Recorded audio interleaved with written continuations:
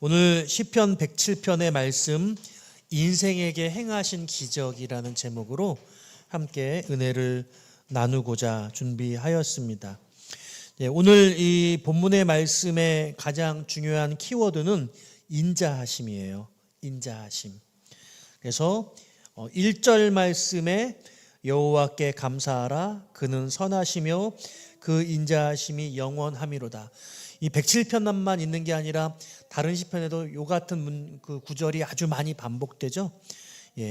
지금 이 시편은 하나님의 선하시고 인자하심을 노래하고 있다 이렇게 생각하시면 돼요. 107편의 맨 마지막 43절도 그러해요. 43절 같이 한번 읽어볼까요? 시작. 지혜 있는 자들은 이러한 일들을 지켜보고 여호와의 인자하심을 깨달으리로다. 아멘. 여호와의 인자하심을 깨달으라 이렇게 하면서 이 시편이 끝이 나고 있습니다. 이 시편 107편은 시편이 150편 중에 전체 5권으로 구성되어져 있는데 마지막 5번째 되는 시편의 첫 번째 편수다. 107편이 위에 보면 제5권이라고 써여 있죠. 5권의 첫 번째 시편, 5권의 서두에 해당하는 그런 시편이다라고 이해를 하시면 되겠습니다. 그런데 하나님의 인자하시고 선하심을 노래하고 있고요. 전체가 43절로 구성되어져 있는데 여러분 보시면 1절부터 3절까지 그리고 4절에 동글백이 있죠. 10절에 동글백이 있고 쭉 다시 내려가 보면 17절에 동글백이 있고 33절에 동글백이 있고 이제 이게 하나의 연처럼 그렇게 구성됐다고 생각을 하는데요. 살펴보면 그런데 조금 이 시편을 쭉 살펴보면 반복되는 구절이 있어요. 그게 8절 말씀에 보시면 여호와의 인자하심과 인생에게 행하신 기적으로 말미암아 그를 찬송할지어다. 이게 8절이죠. 그리고 10절에 동글배기가 시작돼요. 자, 그리고 21절 보세요. 여호와의 인자하심과 인생에게 행하신 기적으로 말미암아 그를 찬송할지어다. 그리고 그 다음 대로 똑같이 한 절 있고 23절에 또 동글배기 있고 31절 보세요. 여호와의 인자하심과 인생에게 행하신 기적으로 말미암아 그를 찬송할지로다. 또 그 뒤에 한 절 있고 동글배기 있고 똑같은 구조를 가지고 반복되고 있음을 알 수 있죠. 근데 동글배기가 없는데 똑같은 구절이 나오는 데가 15절에 있어요. 15절에 보면 여호와의 인자하심과 인생에게 행하신 기적으로 말미암아 그를 찬송할지로다. 그래서 전체 구조를 보면은요. 1절, 2절, 3절이 서론이에요. 1년이라고 보시면 돼요. 옛날에 여러분 시 공부하실 때 1년, 2년, 3년 이렇게 문단으로 나눠지잖아요. 1, 2, 3절이 1년인데 서론이고 4절부터 9절이 2연이고 10절부터 16절까지가 3년 17절부터 22절까지가 4연 23절부터 32절까지가 5연 그리고 33절부터 42절까지가 6연 그리고 43절이 마지막 결론이라고 보시면 되겠어요. 이 시편 107편의 43절의 구조는 이렇게 7개로 구조화되어 있다라고 이해를 하시면 되겠습니다. 자, 그러면 먼저 서론을 보면 서론의 내용은 뭐라고 말하냐면 쉽게 말하면 이같이 말할지어다. 이같이 말하라. 여호와께서 대적의 손에서 그들을 속량하시고 동서남북 각 지방에서 모으셨다. 이같이 말하라. 어떻게 말하라고요? 1절 하나님은 선하시고 인자하심이 영원하다. 선하시며 인자하심이 영원하다. 그래서 8절 말씀에 인자하심을 찬송하라. 또 15절에 인자하심과 인생에게 하신 기적으로 말미암아 찬송할지로다. 이것이 21절에 31절에 반복적으로 이같이 말하라 하며 고백되고 있는 거예요. 자, 그러면 인생에게 행하신 기적이 어떤 것이냐? 두 번째 연을 살펴보면 반복적으로 나와 있는 것이 광야에서 하나님이 그들을 구원하셨다 이렇게 노래하고 있어요. 4절 말씀에 보니까 같이 읽을까요? 시작. 그들이 광야 사막길에서 방황하며 거주할 성읍을 찾지 못하고, 이스라엘 백성들이 애굽에서부터 하나님의 은혜로 출애굽해서 광야의 길에서 고통을 당하지 않습니까? 그것을 말씀하고 있는 거예요. 그 거주할 성읍을 찾지 못하고 고통 가운데 있었는데 6절에 보니까 그들이 근심 중에 여호와께 부르짖으매. 자, 이와 같은 여호와께 부르짖었다는 이 대목이 계속해서 반복적으로 해마다 연마다 나타나고 있어요. 이 연에서는 광야 사막길에서 거주할 성읍을 찾지 못하고 고통 가운데 피곤해 있는데 그 가운데 하나님께 부르짖었더니 하나님이 7절 말씀에 바른 길로 인도하셔서 거주할 성읍에 이르게 하셨다. 그래서 두 번째 이연은 광야에서 체험한 하나님의 구원 이렇게 말할 수가 있어요. 광야 길에서 인생에게 행하신 기적을 이연은 말하고 있어요. 그럼 3년은 무엇이냐? 10절 말씀에 보니까 사람이 흑암과 사망의 그늘에 앉으며, 흑암과 사망의 그늘에 앉아 있다 이렇게 말하고 있어요. 예. 이 흑암과 사망의 그늘이 어떤 상태인지 사실은 정확하게 표현해지지는 않아요. 그런데 매우 그들의 삶이 어두움 가운데 놓여져 있다라고 말할 수 있습니다. 왜 그랬느냐? 그들이 그렇게 고통을 받는 이유가 무엇이냐? 11절에 하나님의 말씀을 거역했고 하나님의 그 지존자의 뜻을 멸시했기 때문이다. 그들이 그런 고통의 원인이 말씀께 순종하지 않고 그 뜻을 거역했기 때문이라고 말하고 있어요. 그래서 하나님이 고통을 주셨다고 12절에서 말해요. 예. 그리고 그들의 마음을 겸손하게 하셔서 그들이 고통당한 가운데 아무도 도와주는 자가 없었는데 13절 같이 읽어볼까요? 시작.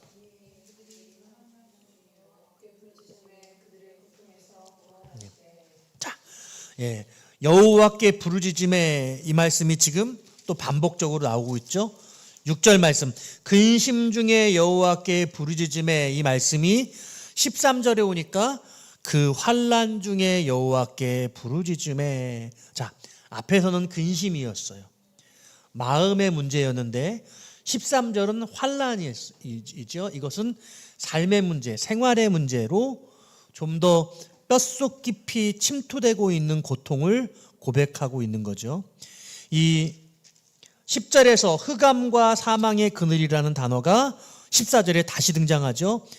환난 중에 여호와께 부르짖었더니 14절에 흑암과 사망의 그늘에서 인도해 내셨다 이렇게 말하고 있습니다. 그리고 여호와의 인자하심과 인생에게 행하신 기적으로 말미암아 그를 찬송할지로다 이렇게 말하고 있어요. 논문을 깨뜨리시고 쇠빗장을 꺾으셨다.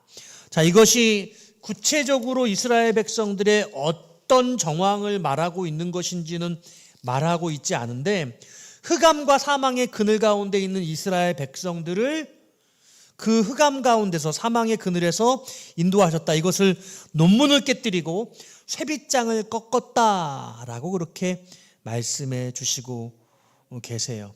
자, 사연도 살펴볼까요? 자, 사연은 어떤 것이냐라고 할 때 18절의 키워드가 사망의 문에 이르렀다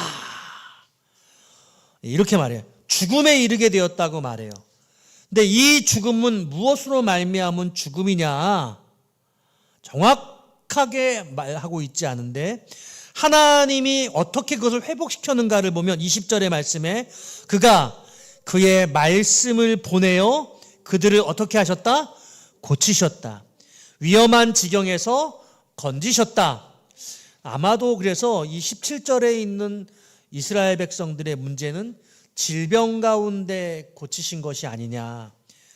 질병으로 말미암아 회복되게 하신 하나님을 이 사연은 말하고 있는 것 같아요. 이 질병이 어떤 질병인지는 모르지만 18절에 보니까 모든 음식물을 싫어하게 되었어요.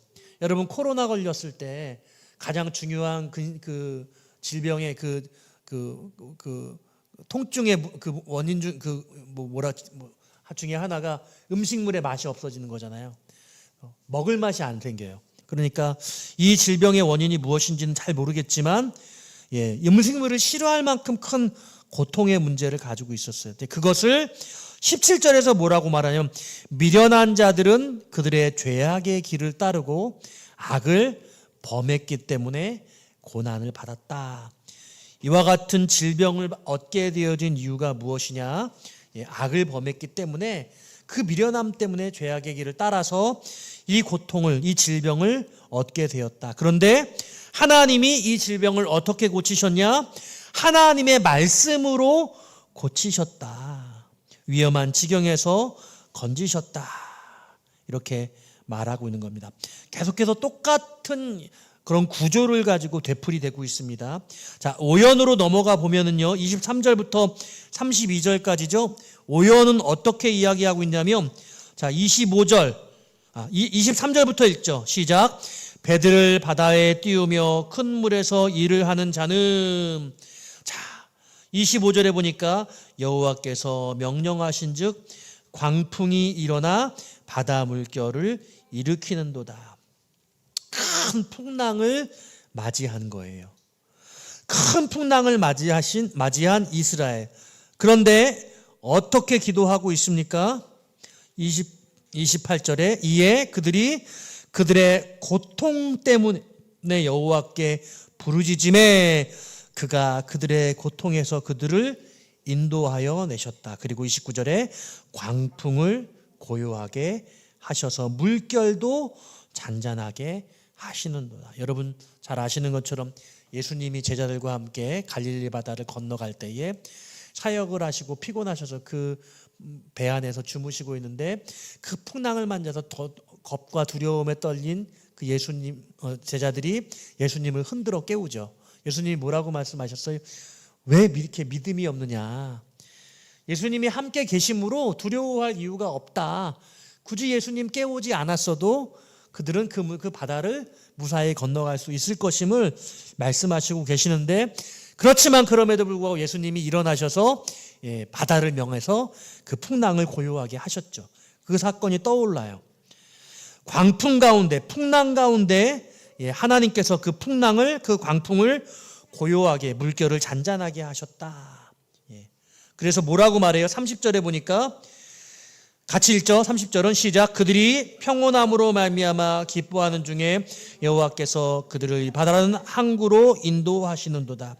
그들이 바라는 항구로 인도하셨다. 어떻게 목적지로 인도하셨다는 거예요.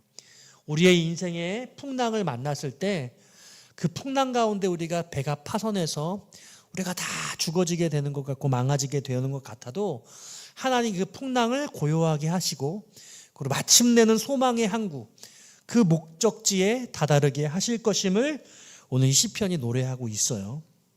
하나님 놀라운 거죠. 근데 25절에 보니까 여호와께서 명령하셔서 광풍이 일어났어요. 바다 물결을 일으키셨어요. 왜 그럴까요? 26절에 보니까 그들이 하늘로 솟구쳤다가 깊은 곳으로 내려가나. 그 풍랑이 얼마나 큰지 여러분 그 바다의 큰 물결 속에 배가 위로 솟구쳤다가 또 확 밑으로 떨어졌다가 그래서 높이 솟구쳤다가 내렸다 하는 그런 모습을 상상할 수 있어요. 왜 이와 같은 고통을 주는지 그 고통의 원인은 정확하게 말하고 있지는 않아요. 다른 연들에서는 이스라엘 백성들의 죄 때문에 그들의 미련함 때문에 고통을 당하고 있다고 말하고 있는데 오늘 광풍이 일어난 원인에 대해서는 이 오연에서는 정확하게 말씀을 하고 있지는 않은 것 같아요. 그럼에도 불구하고 하나님이 이 광풍을 일어나게 하신 분이시고 그리고 그 광풍을 고요하게 잔잔하게 해주시고 마침내는 목적지 바라는 항구로 인도하셨다라고 그렇게 노래하고 있어요. 자, 마지막 6년. 자, 6년은 그런데요, 앞에 있는 그런 연들의 내용과는 조금 달라요. 어떤 문제들이 있었고 그 문제들에 대해서 하나님 앞에 고통 가운데 부르짖었더니 하나님이 그 고통의 문제를 해결해 주셨다. 이게 구조잖아요. 네, 6년은 세계와 만민을 통치하시는 하나님에 대해서 한 절 한 절 노래하고 있어요. 33절 볼까요? 강이 변하여 광야가 되게 하시며 샘이 변하여 마른 땅이 되게 하시며. 자, 이것은 상태가 나빠지는 거죠. 34절, 그 주민의 악으로 말미암아 옥토가 변하여 염전이 되게 하시며. 상태가 지금 여러분 나빠지고 바닥으로 내려가는 겁니다. 그런데 35절 반전이죠. 광야가 변하여 못이 되게 하시며 마른 땅이 변하여 샘물이 되게 하시고 줄인 자들로 말미암아 거기에 살게 하사 그들이 거주할 성읍을 준비하게 하시고 밭에 파종하며 포도원을 재배하여 풍성한 소출을 거두게 하시며 또 복을 주사 그들이 크게 번성하게 하시고 그의 가축이 감소하지 아니하게 하실지라도. 한 번 반전했는데 한 번 또다시 반전해요. 다시 압박과 재난과 우환을 통하여 그들의 수를 줄이시며 낮추시는도다. 이 수는 나이를 말하는 것이 아니라 개체로서의 개체의 숫자를 말하는 거예요.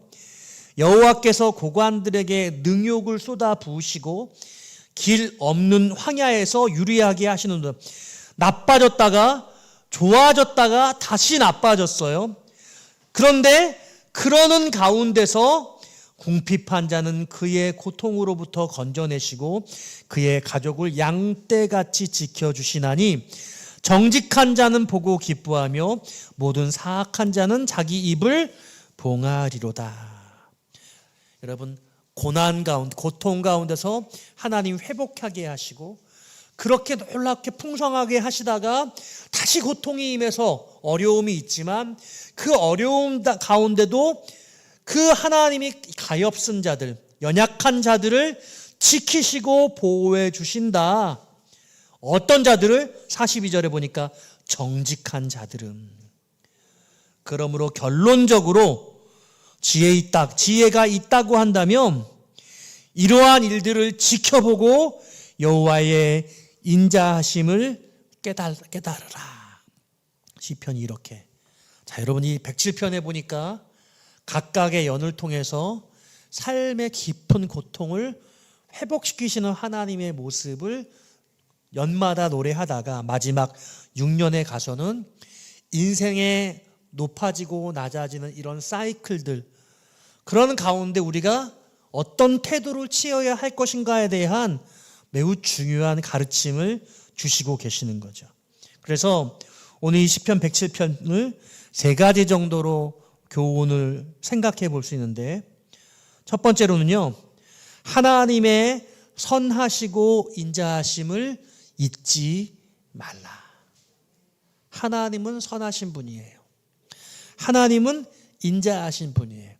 하나님이 우리의 어떤 삶의 정황 속에서라도 우리가 고통 가운데 부르짖으면 그 고통 가운데 부르짖음을 들으시고 것들을 회복시켜 주시는 하나님이시라는 거죠.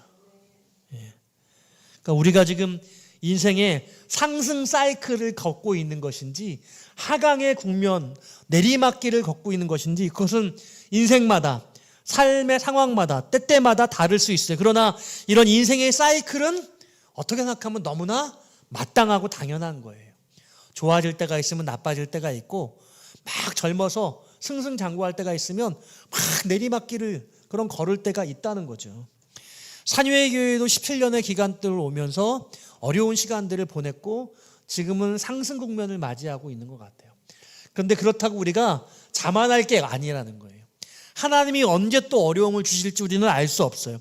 마치 지금 보면 우리가 대단히 잘 될 거라는 그런 매우 긍정적인 소망을 가지게 되어지는데, 그러나 또 어려움이 닥칠 수도 있다는 거죠. 그러나 여러분, 두 번째 교훈으로 생각해 볼 것은 어떠한 삶의 정황 속에서라도 소망을 가져야 한다는 것이죠. 하나님의 선하심을 잊지 말라는 게 첫 번째 하나님께서 주시는 메시지라고 한다면, 어떠한 삶의 상황 속에도 우리가 낙심하거나 좌절할 필요가 없어요. 우리는 소망을 가지면 해요. 이 또한 지나갈 것이라는 거죠. 이 어려운 시간 가운데 하나님 우리를 회복해 하시는 때가 있을 것이고, 그러므로 우리가 승승장구하는 상황 속에서는 자고하거나 교만해지지 말고 언제 우리가 내려갈지 모르니 겸손한 마음으로 주의 은혜를 바라보고 소망을 붙들어야 한다는 거예요.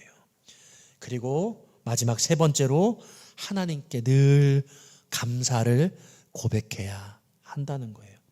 그래서 여러분, 이 시편 107편의 구조가 여호와의 인자하심과 인생에게 행하신 기적으로 말미암아 그를 찬송할지로다. 이건 모든 사건 속에서 연마다 반복적으로 나오죠. 근데 그 반복적으로 나오는 것 뒤에 한 절이 더 등장해요. 그건 뭐예요? 감사의 고백인 거예요. 그 감사의 고백의 내용을 보면 9절에서는 사모하는 영혼에게 만족을 주시고 줄인 영혼에게 좋은 것을 채워주신다라고 감사하고, 16절에서는 논문을 깨뜨리시고 쇠빗장을 꺾으셨다라고 하나님께 영광을 돌리며 감사하고 있고, 22절에서는 감사제를 드리며 노래하며 행하신 일을 선포하겠다라고 감사하고 있고, 32절에서는 백성의 모임에서 그를 높이며 장로들의 자리에서 그를 찬송합니다. 그렇게 고백하고 있고, 오늘 마지막 결론부에서는 43절이 결론인데 42절에 정직한 자는 보고 기뻐하며 라고 찬양하며 감사하고 있는 것이죠. 그래서 여러분, 오늘 시편 107편은 하나님이 인생의 모든 상황 속에서 언제나 선하심과 인자하심이 뭐예요? 헤세드, 하나님의 사랑이에요. 자비, 하나님의 크신 사랑, 언제나 우리를 용서하기를 하나님은 바라시고 기대하신다는 거예요. 어떤 삶의 상황 속에서 우리가 어떤 잘못을 저질렀을지라도 그 잘못을 뉘우치며 회개하며 고백하면 하나님은 그 밑바닥의 자리에서 우리를 높이 세워주신다. 이걸 잊지 말아야 돼요. 그리고 어떤 삶의 상황이라도 소망을 가지라는 것, 그리고 늘 감사를 고백하기를 우리가 항상 생활화해야 한다는 것, 이것이 오늘 시편 107편이 주시는 하나님의 메시지라고 할 수 있겠습니다. 제가 요즘에 참 두려워요. 이스라엘 중동 전쟁이 너무 심각한 것 같아요. 그래서 지금 자칫 세계대전으로 확산될 수도 있어요. 주변에 있는 그런 이스라엘의 주변국들이 다 이스라엘을 미워해요. 그래서 할 수만 있으면 한번 해보고 싶은데 미국이 제재를 하고 있으니까 참는 거고, 소규모 전쟁으로 지금 하는데, 지금 가자 지구에 지상군이 투입이 된다라고 하고 있는데 아직 투입되고 있지 않은데 이 긴장 상태가 어떻게 진행될지 알 수가 없어요. 이란이 전쟁에 참여할 수도 있는데 참여하지 않을 것 같다고 하는데 알 수 없지요. 중국도 지금 간섭을 하고 있는데 중국과 대만도 지금 매우 긴장 관계에 놓여져 있고, 우리나라도 지금 여러분 한국과 일본과 미국이 팽팽하게 같은 동맹을 하고 있지만 북한과 중국과 러시아도 같이 함께, 그러니까 이 전 세계의 이 긴장 관계가 정말 이스라엘에서 지금 균형이 깨뜨려진 상황이고, 하나님이 움직이시면 이 풍랑을 일으키시는 것처럼 전 세계의 지도자들의 마음 하나 탁 움직이면 그래 한번 해보지 하고 그 지도자 마음 한 사람 바뀌면 이게 일촉즉발의 세계의 전쟁으로도 갈 수도 있는 거예요. 너무 두렵다는 생각을 해요. 우리가 여러분 우리 자신을 스스로 하나님 앞에 뉘우치며 회개하며 이 땅을 긍휼히 여겨달라고. 제가 그래서 오늘 여러분들에게 인사할 때 다 샬롬의 인사를 하고 평강 주시는 하나님께 감사하다고 고백했어요. 오늘 우리가 이렇게 잘 자고 아침에 일어나고 아무 일이 없다는, 지구 반대편에서는 지금 다 집을 잃어버리고 그 100만 명은 그 자기 땅을 버리고 다 떠나야 되고 가족들을 다 죽고 다치고 이런 상황이잖아요. 근데 우리는 이렇게 행복하고 평안하게 살 수 있는 게 얼마나 감사해요. 여러분, 그 하나님의 은혜를 우리가 늘 고백하는 저와 여러분 되시기를 바라요. 말씀을 정리합니다. 우리가 어떤 삶의 상황 가운데 놓여져 있을지라도 여러분 두려워하지 마시고 소망 가운데 하나님을 노래하고 주님의 자비를 마음속에 간직하는 저와 여러분 되시기를 주님의 이름으로 축원드립니다.